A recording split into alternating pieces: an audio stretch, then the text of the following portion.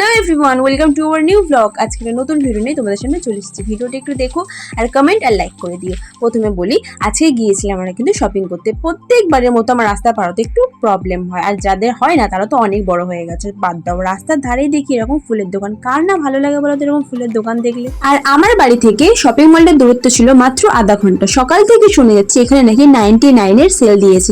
এই কথা শোনার পরে কোনো মেয়ে কি আর বাড়িতে বসে থাকতে পারে বলো তো? তো তাই আমিও চলে এলাম এখানে একটু কেনাকাটি করতে আর তোমাদেরকে কালেকশন গুলো দেখাতে। তোমরা কিন্তু অবশ্যই এখানে আসতে পারো। আমি কিন্তু এগুলো পুজোতে পরার জন্য দেখতে আসিনি, আমি জাস্ট দেখতে এলাম যে কোথাও যদি যাই তো তাহলে এগুলো পরে যাওয়া যাবে কিনা। এবছর মনে হচ্ছে পুজো আমারই লেগেছে, আর তার মধ্যে এই একটা জুতো আমার পছন্দ হলো, কিন্তু খাচ্ছি দাচ্ছি আর লম্বা হচ্ছে বলে আমার পায়ে হলো না। দূর ব্যাং, এখানে তো আমার কিছু ভালোই লাগছে না। এর থেকে যদি খেয়ে দিয়ে ঘরে ঘুমাতাম কাজে দেখতো। যেন মনে হচ্ছে পুরনো কোন একটা জায়গা থেকে জামা কাপড়গুলো তুলে এনে এখানে শুধু রেখে দিয়েছে। সত্যি বলতে এখানে কত আশা নিয়ে এনে এসেছিলাম, কিন্তু এসে দেখি আশায় পড়ে জল ঢেলে গেছে। আমার কথা যদি বিশ্বাস না হয় তো তাহলে তোমরা নিজের চোখেই দেখে নাও, এরকম জামা কাপড় পরে কি আর পুজোর সময় বাইরে বার হওয়া যায়? ভাই, মনে হচ্ছে তো এর থেকে বাড়িতে আমি অনেক ভালো ভালো নাইটি পরি।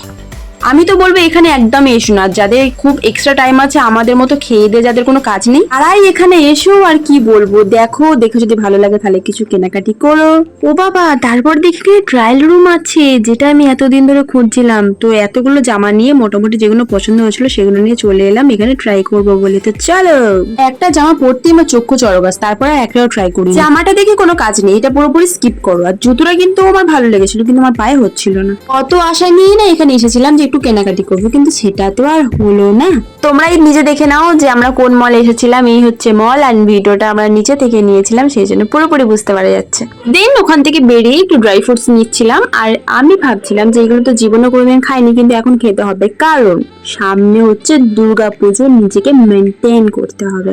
ওকে, bye bye, tata, see you. তোমরা সবাই ভালো থেকো, আমিও ভালো থাকবো। ভিডিওটা কেমন লাগলো কমেন্টে জানিও, আর প্লিজ একটু আমার পেজটাকে ফলো করে দিও, আর ইউটিউব চ্যানেল যারা দেখছো তারা একটু সাবস্ক্রাইব করে দিও। টাটা।